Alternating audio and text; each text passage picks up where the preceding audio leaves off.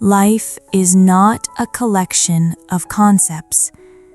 It is a flowing tapestry of stories, gently woven together.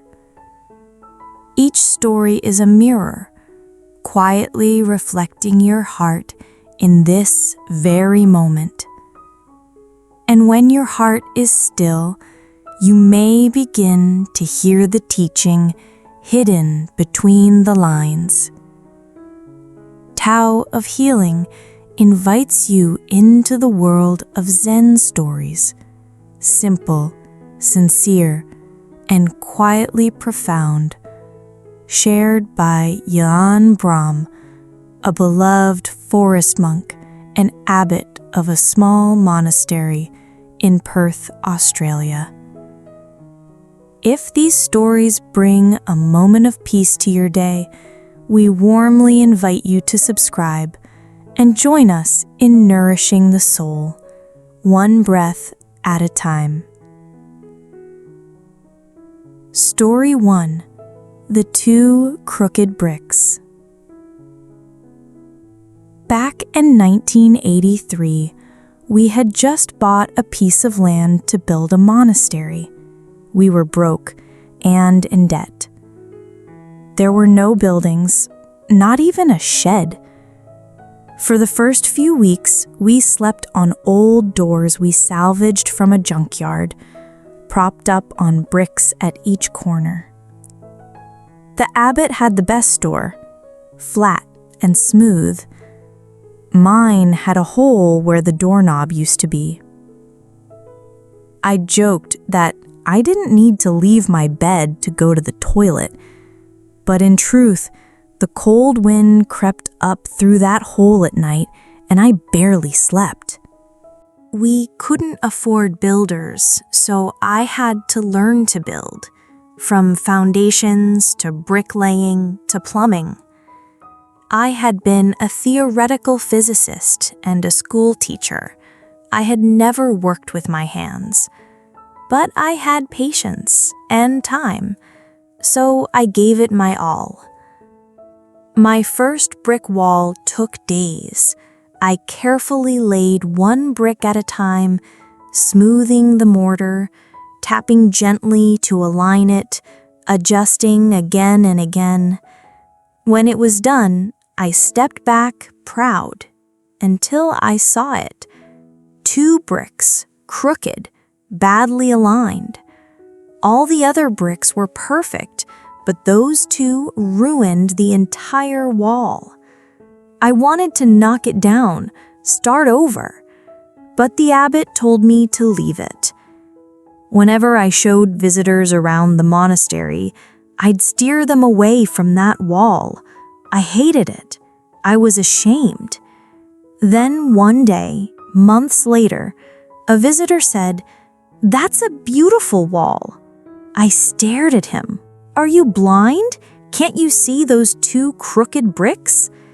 He smiled gently and said, "Yes, but I also see 998 perfectly laid ones." For the first time, I looked at the wall, really looked. I saw what he saw. So many good bricks surrounding just 2 little mistakes. And I laughed.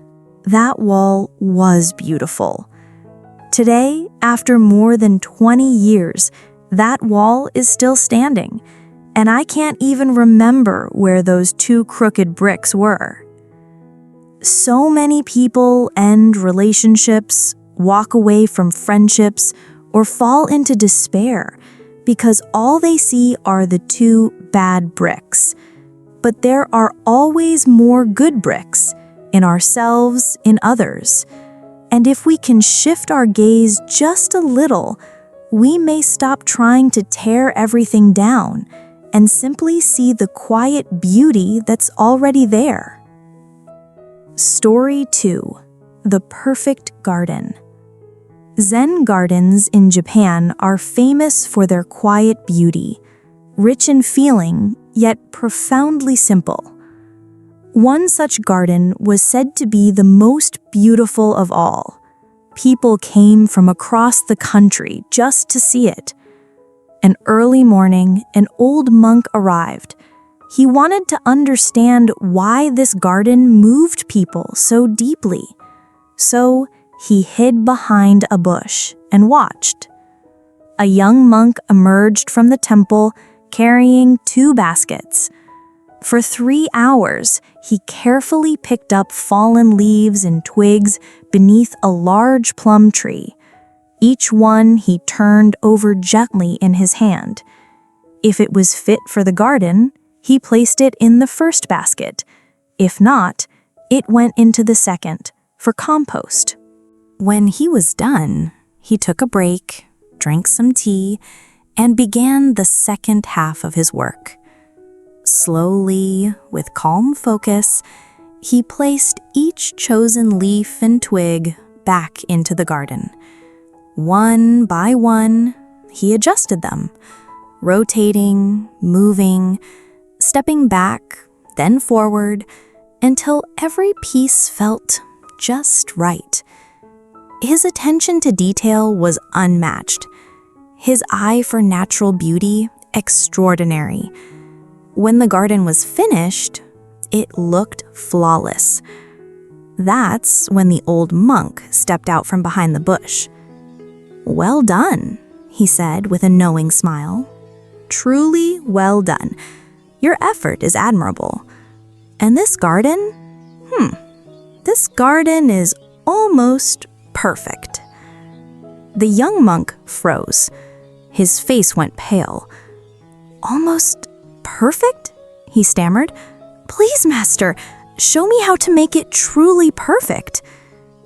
The old monk smiled, walked straight to the plum tree, and with strong arms shook it hard. Leaves and twigs fell everywhere.